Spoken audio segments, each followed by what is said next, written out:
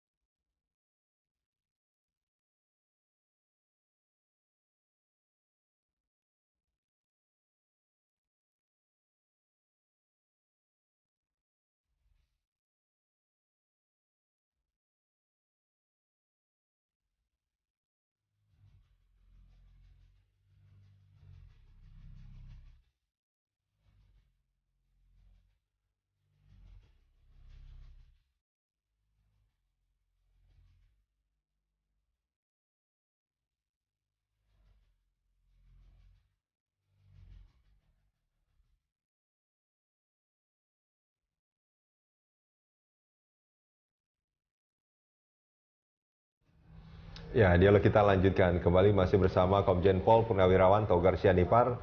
Tadi kita lihat profil singkat Tito Karnavian. Prestasinya memang luar biasa banyak. Luar biasa. Oke, ini termasuk... Itu bukan hanya di lapangan loh. Jangan salah. Oke. Dia seorang yang well educated. Oke. Pendidikan semua oke. Dia doktor kalau saya tidak? Doktor terorisme dari Nanyang University. Oke. Terus lalu pendidikan SESCO yang luar negeri. S2-nya di Inggris. Oke. Dan selalu yang terbaik. Selalu yang terbaik? Selalu terbaik. Oke. Terakhir di Lemhanas, lulus Seroja. Artinya terbaik. Terbaik juga? Terbaik juga. Oke. Terus, dari artinya, ini bukan hanya... Kita tidak perlu ragu artinya? Oh, nggak ada yang ragu-ragu soal ini. Tapi artinya, tapi gimana pun, tentu tergantung kepada bagaimana dia membangun kerjasama dengan para senior-seniornya itu. Dengan seluruh bawahannya. Dan saya percaya, karena sudah teruji, di beberapa jabatan-jabatan yang strategis ya, Kadensus 88, di Kapolda Papua, Kapolda Metro Jaya, saya percaya dia akan bisa melakukan itu dengan baik. Apa yang kira-kira menjadi tantangan bagi Pak Tito dalam menjalankan tugas nanti? Tantangan mungkin ini ya, paling utama mungkin trust ya masyarakat ya. Trust masyarakat, oke. Itu yang masyarakat, sampai sekarang memang belum terbentuk ya? Masih belum membanggakan ya, belum membanggakan. Saya ingin ingatkan ya, perlu disadari bahwa dalam komposisi personil Polri itu 85% itu adalah bintara. 85%? Bintara. Itu hasil dari pendidikan dari sekolah-sekolah polisi negara yang di Polda-Polda. Nah, ini artinya para bintara, para anggota Polri level bintara inilah yang setiap hari, setiap jam berhubungan dengan masyarakat di semua bidang. Bidang lalu lintas lah, di sabara lah, di reserse lah. Mereka yang berhubungan selalu dengan masyarakat itu. Artinya, citra Polri sesungguhnya ada di tangan para bintara ini. Begitu strategisnya, yang dididik di sekolah-sekolah polisi negara. Oleh karena itu saya pikir Pak Tito ini harus memberi perhatian kepada pembenahan sekolah-sekolah polisi negara di semua Polda, agar berkualitas. Jangan lagi nanti menempatkan orang atau pendidik-pendidik di sekolah polisi negara ini orang-orang yang gagal di lapangan, ditempatkan jadi pembina, mewariskan apa itu kepada anak-anak didik. Kemudian yang kedua, lapis PAMA, perwira pertama, the first line supervisor. Itu mereka juga menjadi memegang peran penting itu, para the first line supervisor. Mereka dibentuk di sekolah-sekolah calon perwira di Sukabumi, ya Sesapa Polwan, kemudian lalu Akpol. Jadi rekrutmen dalam hal pendidikan ini harus menjadi satu hal yang penting. Rekrutmen. Ya, rekrutmen untuk bisa mendapatkan para calon-calon polisi terbaik. Kemudian lalu dididiklah itu dengan baik.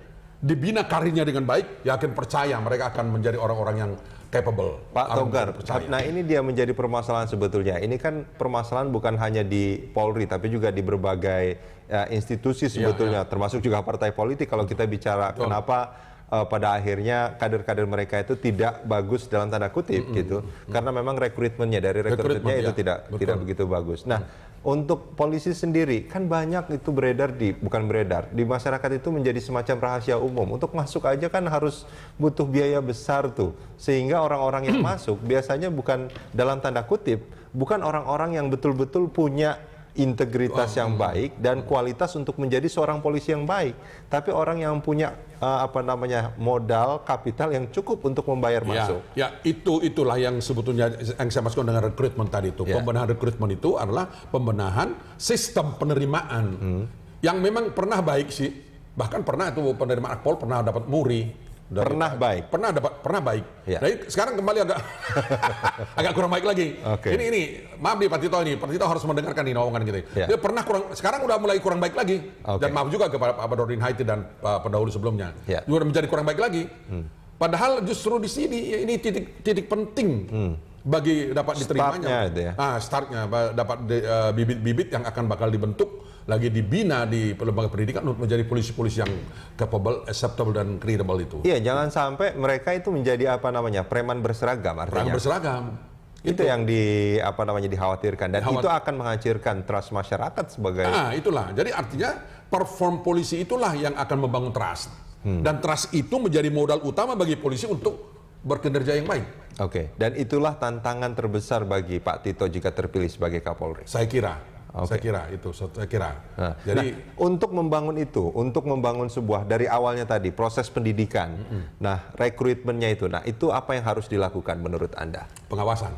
Oke. Pengawasan.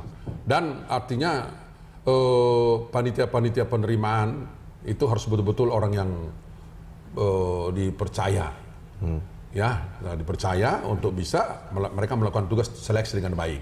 Jadi, tapi memang perlu saya ingatkan juga. Calon-calon yang akan direkrut itu juga kan dasarnya kan dari sistem pendidikan sebelumnya. Betul. Jadi artinya juga kaitannya juga dengan pembenahan sistem pendidikan nasional. Itu kan dari TK, SD, SMP, SMA, kemudian baru terima. Itu kan semua jadi calon-calon polisi, mau calon jaksa, mau calon hakim, semua kan juga dari asalnya kan atau produk dari sistem pendidikan sebelumnya. Maka oleh karena itu pembenahan pendidikan polisi juga harus dibarengi dengan sistem pendidikan nasional menjadi tugas dari Pak Anies Baswedan. Betul, saya percaya dengan itu bahwa memang sistem pendidikan itu harus punya korelasi, ada kesinambungan segala macam. Tapi bukan berarti terus kemudian kalau dari pendidikan sebelumnya itu tidak bagus, terus dibiarkan masuk ke Polri dan tetap menjadi tidak bagus nantinya. Dan itu memang harus rekrutmen ini penting. Sehingga tidak lagi karena disogok, karena begini begono kemudian lalu bisa menjadi polisi. Ini yang bahaya nih kalau gini terus. Oleh karena itu saya katakan tadi pengawasan menjadi sangat penting. Oleh karena itu saya sangat setuju kalau Kompolnas itu diberi kewenangan yang lebih dalam melakukan pengawasan eksternal bagi Polri. Contohnya jangan hanya sekedar menerima keluhan, menerima kritikan, salurkan, kemudian usul kepada Presiden. Beri kewenangan yang lebih besar kepada Kompolnas untuk bisa melakukan kontrol. Seperti halnya sekarang Komisi Yudisial, karena sudah diberikan kewenangan yang lebih kan untuk mengawasi para hakim. Jadi tidak lagi hanya kepada Mahkamah Agung, tapi juga Komisi Yudisial. Sekarang saya kira Kompolnas juga perlu diberdayakan seperti itu, supaya mereka, jadi di samping juga para rekan-rekan wartawan juga melakukan kontrol dalam rangka sosial kontrol, kemudian lalu tokoh-tokoh masyarakat, kemudian lalu. Ini kalau ini kita bicaranya ke undang-undang nanti Pak Togar Sinebar, tapi kita kembali ke apa yang bisa dilakukan Pak Tito Karnavian sebagai sebagai Kapolri nanti kalau dia terpilih. Tadi dikatakan bahwa pengawasan yang menjadi permasalahan, salah satu yang waskat kali ya, pengawasan ketat gitu harus dilakukan gitu ya. Apakah sulit untuk melakukan itu untuk saat ini? Kenapa itu tidak terjadi? Saya kira sistemnya, membangun sistem pengawasannya. Tapi harus saya katakan dengan cukup prihatin, sistem pengawasan secara nasional juga memang lemah. Ya lemah. Di institusi Polri itu? Di secara nasional, yang di institusi Polri. Secara nasional pengawasan kita lemah. Kenapa sih korupsi terus-terusan menjadi-jadi? Karena pengawasan kita lemah. Jadi tingkat nasional pun yang, mohon maaf nih, Pak Wakil Presiden jadi koordinator pengawasan nasional. Itu karena kurang bagus kan?